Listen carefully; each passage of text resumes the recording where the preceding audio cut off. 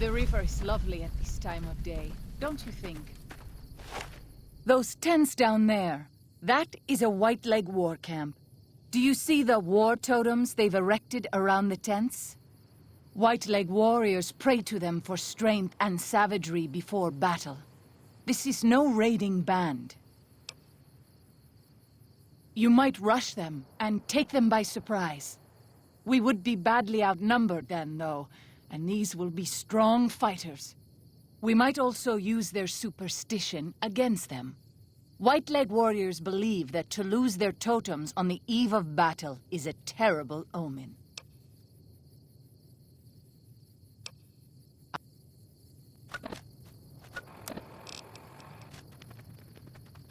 I'll fight you if I must.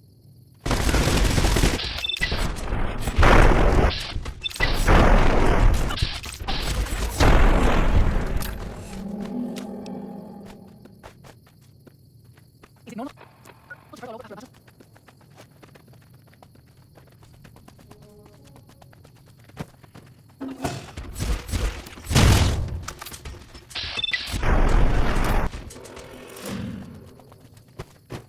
Oh, father. Guys, I'll fight you if I must.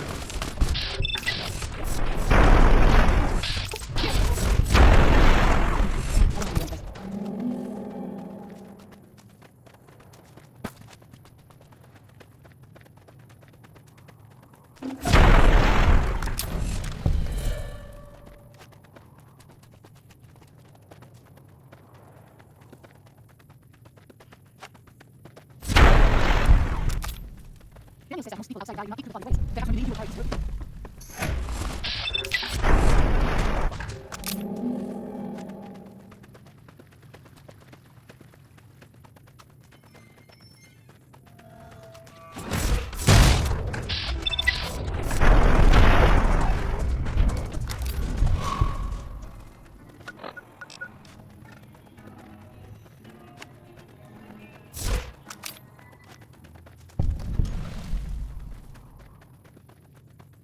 Zion used to be a base of peace, you know. Daniel says that it's totally nice about it. I hope someday you will see it as it was.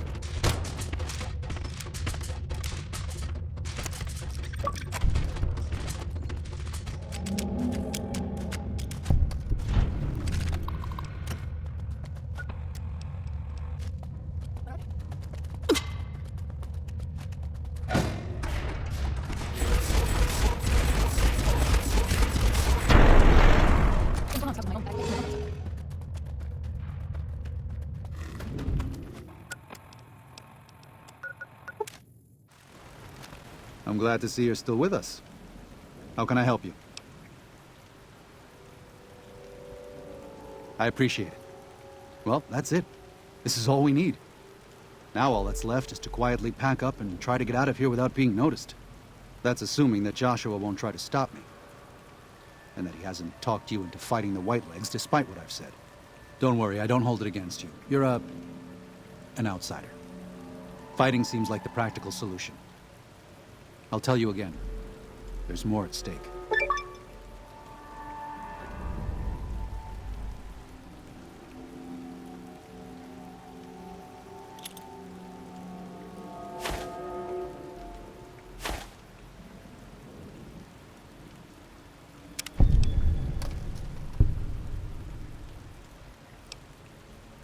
Even our Lord had doubt.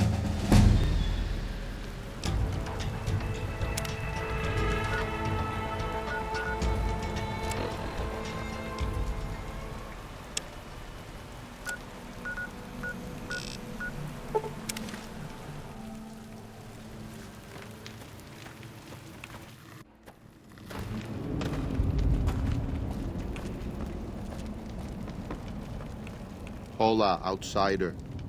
Welcome, child of omens. You come to receive visions of truth? Why? Hola, outside. Take drugs, kill a bear. Seek medicine plant. Return with sacred datura root. Receive visions of truth, they guide you. Go. Return, maybe yes. Return, maybe no. But go. You have root of sacred datura? These roots make sacred vision tea. You drink, you see path before you. Ready? Drink. Tea is strong. Tea is bitter. Wisdom is strong. Wisdom is bitter. You see? You go to cave. Find ghost of she. Lay ghost to rest. This your quest. Bring peace where was strife. Go.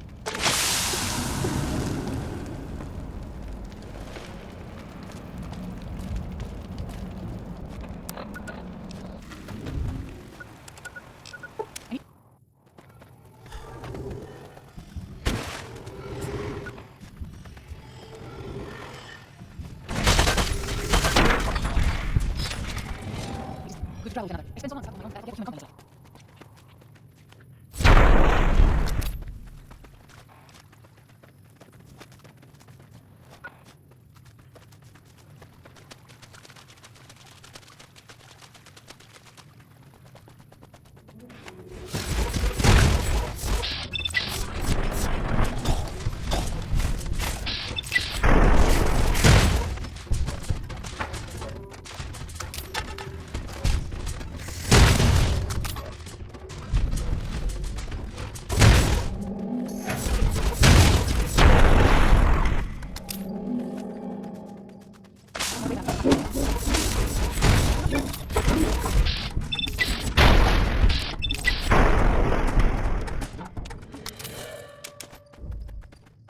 My head feels about to burst. At least that means I'm still alive.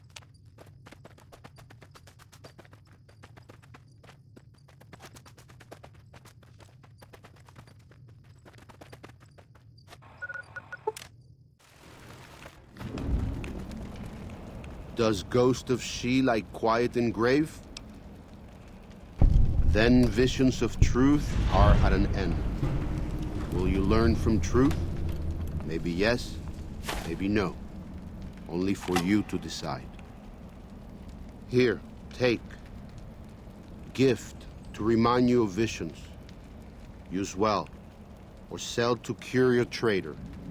Either way, says much about you. Welcome back. What can I do for you?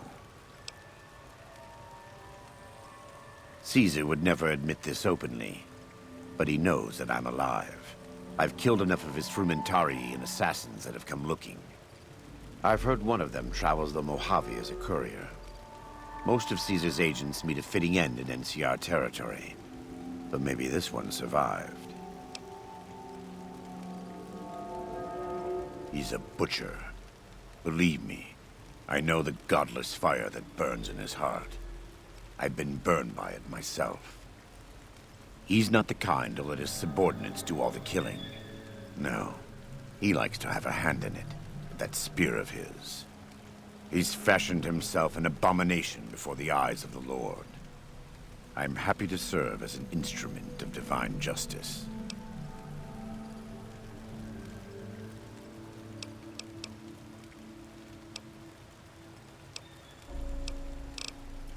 I am a New Canaanite. We believe we are the heirs of a spiritual tradition, given to our ancestors thousands of years ago. We have made and kept covenants with our Lord God to honor his laws. In exchange, we are promised eternal salvation after this life. A day will come when our Lord returns to judge us all. Until then, we must honor his laws and start others along the path of salvation if we can. That's why we trade with others and work the tribes. We have more than food and medicine to offer.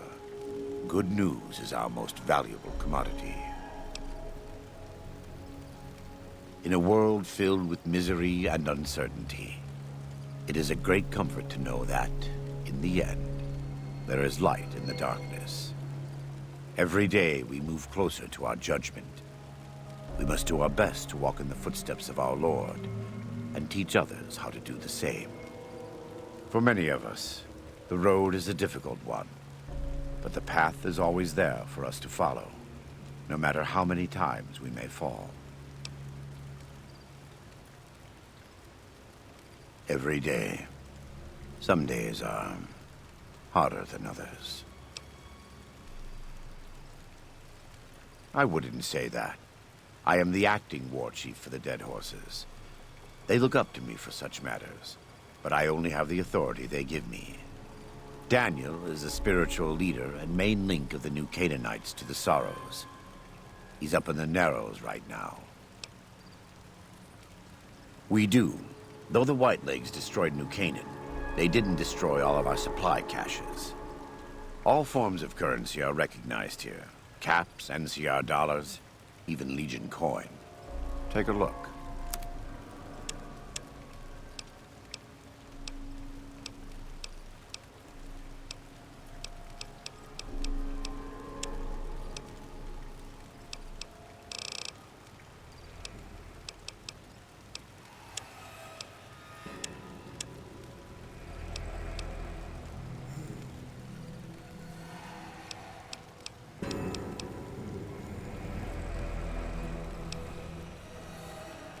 Let me have a look. My tribe may take too much pride in its mechanical talents, but in truth, we are intrigued by the workings of a fine firearm.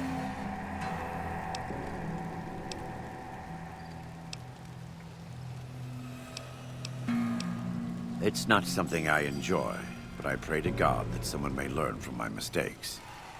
What would you like to know? You are kind to offer. But no, there's nothing you can do. We don't use chems, but I learned long ago that I'm immune to their effects. It never stops burning. My skin. Every day I have to unwind the bandages and replace them with fresh ones. Exposing my body to the air is like living through it again. But it's better to be clean than comfortable.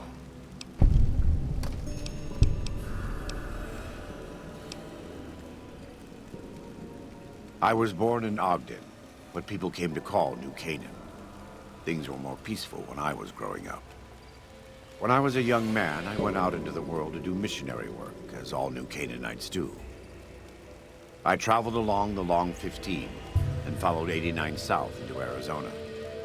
Along the way, I met two men from a group called the Followers of the Apocalypse.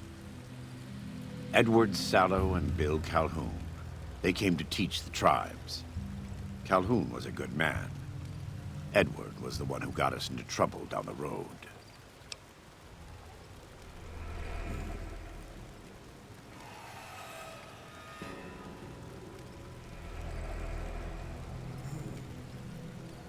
No, not then. Back then he was just Edward. Smart man. Young, but we all were. We thought we could hike into the Grand Canyon and talk to Blackfoots. We did. And the Blackfoots were friendly enough at first. But eventually, I've thought back to that day so many times. I must have mistranslated. Something must have been mixed up, because the Blackfoots decided we weren't going to leave. The rest is history, assuming Edward hasn't changed it.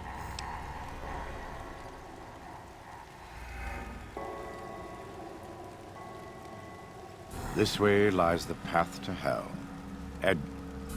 Caesar needed me to translate. Translation became giving orders. Giving orders became leading in battle. Leading in battle became training, punishing, terrorizing. A series of small mistakes before a great fall. And I stayed in that darkness until after Hoover Dam. After I failed Caesar and he had me burned alive, thrown into the Grand Canyon. I survived because the fire inside burned brighter than the fire around me. I fell down into that dark chasm. The flame burned on and on. The next morning, I woke up and crawled out of the northern edge of the Grand Canyon, that cursed place. It took me 3 months to reach New Canaan. It was as though the prodigal son had returned. They welcomed me like I had never left. Never done anything to shame them. The fire that had kept me alive was love. Their love. God's love. I will never be able to repay the debt I owe to them. But I must try. It's not... I try not to involve myself with matters of the Mojave anymore. All I know is from before the Battle of Hoover Dam. Better than Caesar, but that's not a high standard. Too much love of money and ownership. Not enough love of God and giving. Any society that derives its power and authority from the will of man alone lives apart from God and will crumble in the end.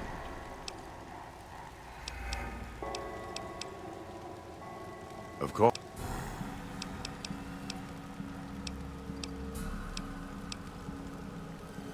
I had heard of him, but when we were preparing to enter the Mojave, he didn't seem relevant to what was happening. From what I've learned since Hoover Dam, he handled the Mojave tribes in a fashion not entirely dissimilar from Caesar. It's too bad. It's not... Love the sinner, hate the sin. With Caesar, it's often very difficult to see through all of that sin to the person inside. I can say that we were both lucky that NCR's supply lines and land routes north of Mojave Outpost were destroyed before the Battle of Hoover Dam. Something bad happened near Death Valley, at a place called the Divide. NCR couldn't cut across anymore, and it slowed down the reinforcements. Terrible storms ripped entire companies apart before they even got to Nevada soil. The aftermath of Hoover Dam could have been even worse for Caesar.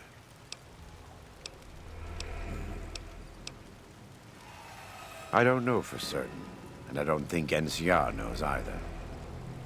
Whatever happened at the Divide was too much for them to handle. Our Frumentari told us what they saw. Only fools and madmen would march into a place like that. All roads wind down to the same spot, the grave. They said all that's left there is a gaping wound cut into the earth, cursed and damned. No place for God-fearing folk.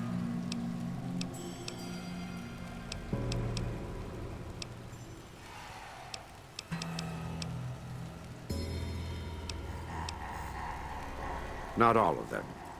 But they couldn't take 127 north to get around the mountains. As if Death Valley weren't enough, they had the Divide and Big Empty to deal with. From what the Legion's explorers reported, the Big Empty may as well have been a wall to any living thing approaching it.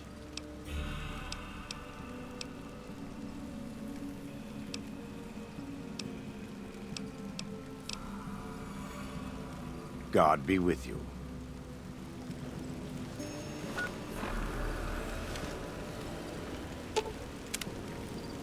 Unless you and Joshua have any objections, I'd like to start evacuating the Sorrows. I'm going to need your help, so say your piece. No. Why? Why? Haven't you seen enough of what's going on here to see that the Sorrows don't need to butcher the Whitelegs for a piece of land?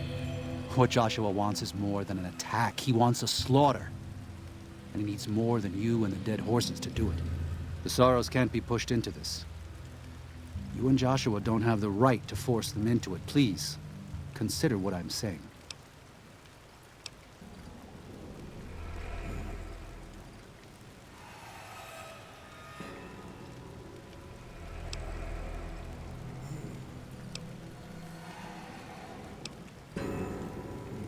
I've already explained to them that we're leaving. They've accepted it. What is Joshua going to tell them about being a warrior? What are you going to tell them about how to live with themselves after they got lost in the moment, killed someone who didn't deserve to die? Or does that not matter? Is that just an acceptable consequence if it means holding on to this valley? Maybe there is no place left in this world for mercy. But even if it tramples me into the dust, I will never accept it. And I will never condone it. Joshua must be waiting for you. I'll stay here with the others as I told them I would.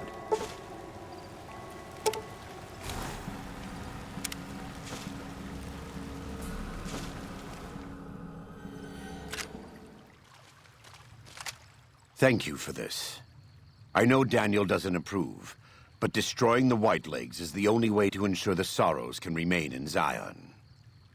You and I will lead a group of Dead Horse warriors and Sorrows hunters into 3 Marys from this position. Our objective is to find the Whitelegs leader, Salt Upon Wounds, and prevent him from fleeing. Show no quarter to the Whitelegs we come across. Make no mistake about why we are here. This is an extermination. God be with you.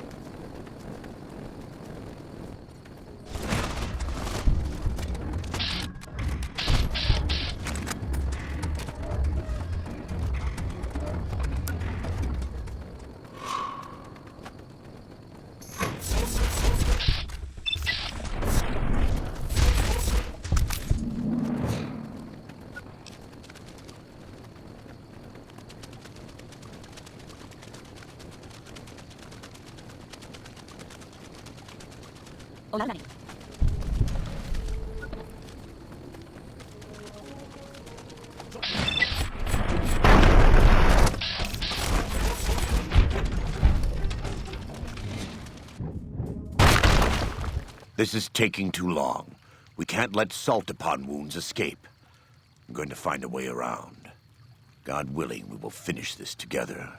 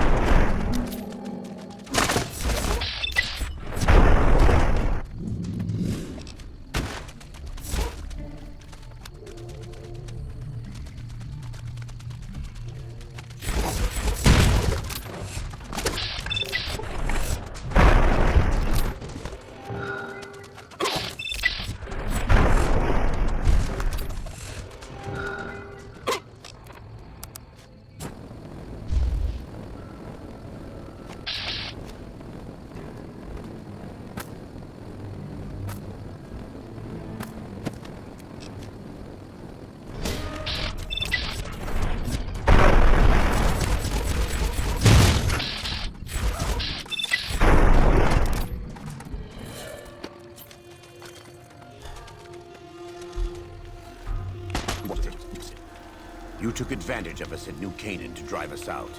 And like the dogs of Caesar you are, you followed us to Zion. And now you stand on holy ground, a temple to God's glory on earth. The only use for an animal in our temple is sacrifice. Kale wachene conserva o. You understand me, don't you? Don't you? Outman. Kunaman mad. He killed all Whitelegs. You talk. You stop.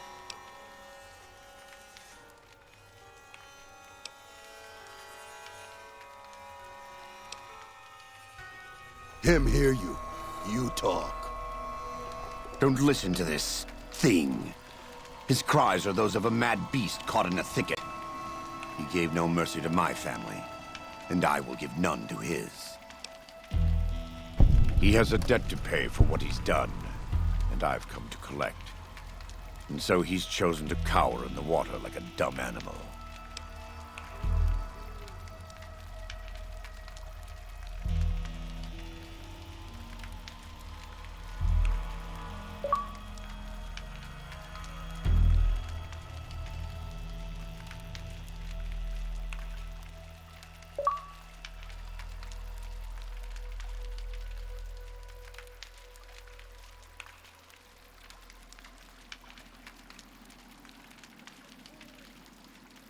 I want to take from them what they took from me, from my family.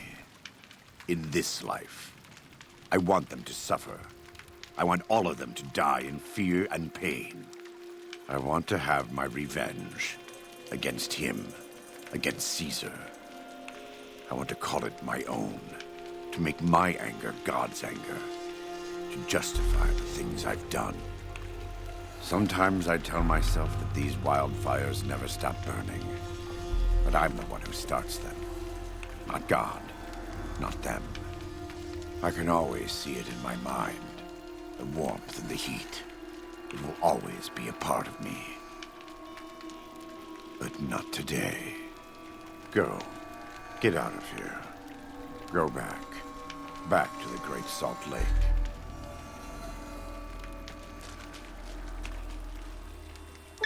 That's it.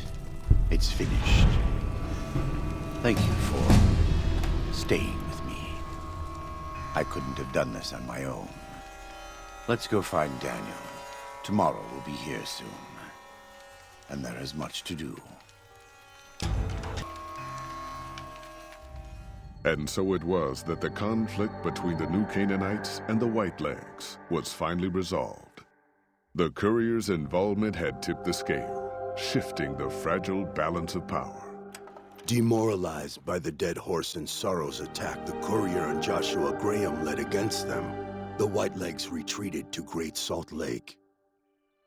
Their days were numbered. Word soon reached the 80s tribe that the Whitelegs' spirit was broken, their war chief a dim shadow of his former self.